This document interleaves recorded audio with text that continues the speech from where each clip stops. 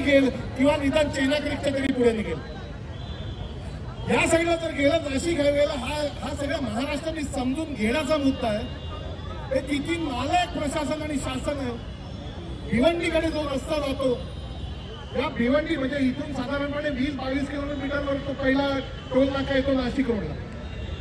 या नाशिक रोडच्या 22 किलोमीटरमध्ये 6 पूल बांधण्याचं काम चालू आहे. हे 6 पूल जे बांधण्याचं काम चालू आहे ते गेले 4-5 वर्ष काम चालू आहे. याचं महत्वाचं कारण ते पूल ते बांधतायत ते भरणी पूल बांधतात. भरणी म्हणजे कसं रस्ता असेल त्याच्यात माती टाकत मुरुम टाकत उंच करणार आणि खाली येणार. हा जो मूर्खपणाचा शोध यांनी लावलेला आहे. हा भरणी करायला हा जर मुरुम जर बघायला गेला तर हे 6 पूल संपवायला जवळजवळ 20 लाख 25 लाख ब्रास मुरुम लागतो. मला या तुमच्या माध्यमातून जाहीर आरोप करायचा आहे की हे जे मुरुम पुरवणारे कॉन्ट्रॅक्टर आहेत त्यांच्याकडनं काही 40% पहिले ऍडव्हान्समध्ये पैसे घेतलेले आहेत. त्याच्याकरता हे 4-5 वर्ष हे पूल चालू आहे. हे पूल आपण सगळीकडे मुंबईत बघतो. पूल कावर बघतो का हायवे NH 48 ला पिलर्स टाकून पूल का बांधले गेले नाहीत याचं उत्तर या प्रशासनाने शासनाने ठाणेकरांना द्यावं. सगळीकडे पहिले कॉन्ट्रॅक्टर बनायचे 30-40% पैसे स्वतः घ्यायचे. इलेक्शनला लागतातच त्यांना पैसे आणि त्याच्यानंतर कॉन्ट्रॅक्टर उरलेला 60% 30% स्वतःचा प्रॉफिट करणार. 100 रुपये दिले तर 25-30 रुपये रस्त्यात जात नाही. त्या रस्त्यातल्या खड्ड्यात जातात. आम्ही आपले गप्प आहोत. अनेक गोष्टी अशा छोट्या छोट्या हे मेट्रोचं कॉन्ट्रॅक्ट काढून बघा. मेट्रो येईल विकासाच्या आड काही कुणाला याची गरज नाही. पण हा मेट्रो करताना जे अग्रीमेंट आहे महानगरपालिकेबरोबर त्या अग्रीमेंट मध्ये लिहिलेलं आहे की जोपर्यंत इथून माजिवड्यापर्यंत सर्व्हिस रोड नीट करत नाही तोपर्यंत मेट्रोचं काम करणार नाही. कुठला सर्व्हिस रोड कुठे सर्व्हिस रोड अहो त्या सर्व्हिस रोडवर एखादी बाईक जायला नाहीये. घोडेफार इथून 3 आठवड्यापासून ते नितीन कंपनीपर्यंत तुम्ही केलाय. गोंधळ असा आहे सर्व्हिस रोड आहे महानगरपालिकेकडे आणि गेल्या काही वर्षात म्हणजे गेल्या अनेक वर्ष यांचीच सत्तेत महानगरपालिका विकून खाल्ली आहे. प्रशासन बसताय. महानगरपालिका ठाणे महानगरपालिका भिकारी झालेली आहे. एकही रुपये खर्च करायला नाही म्हणून सगळे कामं MMRDने टेकओव्हर केले. मेट्रोचं काय आम्हाला लालूच दाखवतोय तुम्ही गाजर दाखवताय. मेट्रो येईल तेव्हा येईल पण हे रोजचं जगण्याचं असह्य झालेलं आहे. हे तर सुसह्य करा. या सगळ्या गोष्टीमध्ये एक आम्ही सांगतो विकास करायचा तर मी नेहमी सांगतो अनेक वर्ष चेष्टा केली. माननीय राजसाहेबांनी जो विकास आराखडा काढलेला आहे त्याच्यात असं प्लॅनिंग चालत नाही. पुढच्या 20-25 वर्षाचा विचार करून प्लॅनिंग करावं लागतं. आज काही उपाय काही गोष्टी समजून घ्यायला काही लोकांचे काय अभ्यासाने करायची गरज नाही. या महाराष्ट्रातले रस्ते आस्थापनामध्ये अनेक तज्ञांशी आम्ही बोललो. तुम्ही बोलू शकत नाही. आज आता काय टोल नाक्यावरचा 11 टक्का बंद झालेला आहे.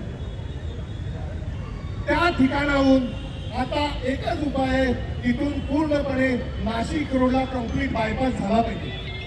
तो कुठून काढायचा कोकणीमध्ये काढायचा साकेतवरून काढायचा स्टेडियममध्ये काढायचा मी त्याचा तज्ञ नाही. आता वेळ अशी येईल की गाड्या खाडीत चालवाव्या लागतील. आज गोष्ट अशी आहे साधी आता उल्लेख झाला असेल ते चिमणचं 1.5 वर्षाचा पोर 5 तास 5.5 तास अँब्युलन्स ऐकल्यानंतर गेलं. माझा इथे जाहीर सांगणं आहे की तिकडचे कॉन्ट्रॅक्टर तिकडचे लोकप्रतिनिधी यांच्यावर त्या बाळाच्या मुलाचा मरणाचा गुन्हा दाखल करावा तर हे सारे मोठी गणती. आज अशा गोष्टी हे तर खालचं उदाहरण आहे. 16 महिन्याचं ते पोर लाला वाटत नाही. या सगळ्या गोष्टीमध्ये जिथे पूल बांधणार जिथे काढणार जिथे तो सर्व्हिस रोड करणार तिकडचा नगरसेवक येणार त्याच्या कॉन्ट्रॅक्टरला पकडणार. रेती माझी घडी माझी अमुक माझं पोरग माझं पैसे माझे. एक ठाणे हे सुसंस्कृत शहर आहे आणि या सुसंस्कृत शहरातली मंडळी सगळी शासनात मोठमोठ्या पदांवर आहेत आणि हा विचार करत नाही तुम्ही. हा पहिला मोर्चा आहे, हा मोर्चा संपला नाही. हे आला तर कोणीतरी बोलत होता हा लढा आता चालू झालेला आहे. अविनाश जाधव एखादा लढा सुरुवात करतो तो पूर्णपणे रिझल्ट लावल्याशिवाय कधी संपत नाही आणि हाही तो संपणार नाही. आणि या सगळ्या गोष्टीमध्ये आता या मीडियाला पाहिजे ना. मीडियाने प्रश्न विचारले ना तुम्ही मंत्र्यांना, उत्तर काय दिलं? पावसामुळे थोडासा प्रॉब्लेम होता. अरे 5-5 वर्ष काय रोज पाऊस पडतोय की काय? मला नंतर लक्षात आलं हो पाऊस पडतोय ते कॉन्ट्रॅक्टरच्या खिशातून यांच्या खिशात पैशाचा पाऊस पडतोय. त्या पैशाचा जो पाऊस पडतोय हे नक्की कारण आहे की त्याच्यामुळे रोड होत आहे. आज या गोष्टी उद्वेगाने सांगतोय, त्रास होऊन सांगतोय. अरे आपलं शहर आहे ना, आपलं घर आहे ना, तुम्ही सत्ताधारी आहात. या सगळ्या गोष्टीत आपापल्या राजकारणात तुम्ही एकमेकांची भांडणात, एकमेकांचे वाटे खाण्यात तुम्ही आम्हाला रस्त्यावर आणणार. हे 4-4 तास मला हे भाषण करताना पण अतिशय लाज वाटते की आपण ते ट्रॅफिक हळूहळू सोडतोय, पण आम्हाला कुठलाही ट्रॅफिक जामच्या विरोधात मोर्चा ट्रॅफिक नाही करायचं. ही सुरुवात आहे मित्रांनो. लवकरच आम्ही याचे मुद्दे, याचे उपाय अविनाश जाधव साहेबांच्या नेतृत्वाखाली आम्ही याची लवकरच पुढच्या आठवड्यात प्रेस कॉन्फरन्स घेऊ आणि सरकारला सल्ला देऊ की बाबा तुम्हाला जमत नाही ना, आम्हाला पैसे नको, आम्हाला कॉन्ट्रॅक्ट नको, निदान आमचे सल्ले तरी घ्या. आमच्या ठाणेकरांचं जीवन सुखकर करा, आम्हाला झोपू द्या, आमच्या आयुष्याने 8-8 तास प्रवासात घालवणं बंद करा. मला असं वाटतं ही गोष्ट त्यांच्या कानापर्यंत पोहोचण्याकरता हा मोर्चा काढलेला आहे.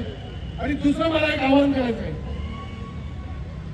महानगरपालिकेच्या निवडणुका येतील, घरोघरी पैसे वाटले जातील. आपण एवढे मूर्ख आणि भोळी जनता आहोत की इलेक्शन आलं की जी स्वप्न आपल्याला दाखवली जातात आपण आपलं यांना मतं देऊन मोकळे होतो. हा मतदानाच्या दिवशी तुम्ही विचार करणं आवश्यक आहे. तुम्ही जे खड्ड्यातनं प्रवास करता ते लक्षात ठेवणं गरजेचं आहे. हे पैसे खाऊन 4-4, 5-5, 6-6 तास ट्रॅफिकमध्ये घालवणं ते लक्षात ठेवणं गरजेचं आहे. मतदानाच्या दिवशी विसरू नका या गोष्टी. आम्हाला मतदान केलं नाही तरी चालेल, स्पष्ट सांगतो, पण या नालायक सरकारच्या लोकांना मतदान करू नका. तिला एवढा राग तरी काढायला तुम्हाला शक्य होईल आणि हा राग आपण वेळोवेळी काढू. आज या संपूर्ण संघर्षाची सुरुवात झालेली आहे. हा संघर्ष तेव्हाच होईल जेव्हा ठाणेकरांना सुखकर प्रवास करता येईल. जय हिंद, जय महाराष्ट्र. धन्यवाद पांचे साहेब, तुम्ही मोलाचं मार्गदर्शन केलं. तुम्ही एक उत्तम गोष्ट सांगितली पांचे साहेब की त्या मुलीचा त्याने बळी घेतला त्यांचा गुन्हे दाखल झाले पाहिजे. हे काम मी करणार. मी सोमवारी कोर्टात जाणार. महाराष्ट्राच्या उपमुख्यमंत्री ज्याने GR काढायला लावला होता आणि GR काढणाऱ्या प्रशासनाच्या विरोधात सोमवारी मी कोर्टात गुन्हा दाखल करणार.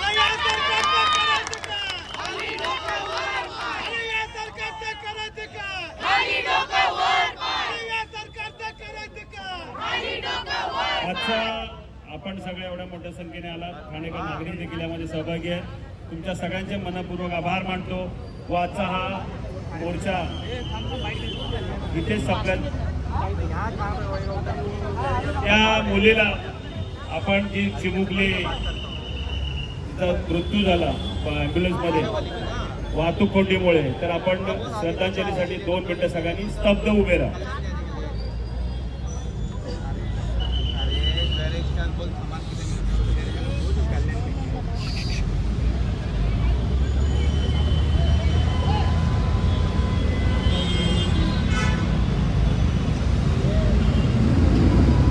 हरिओम.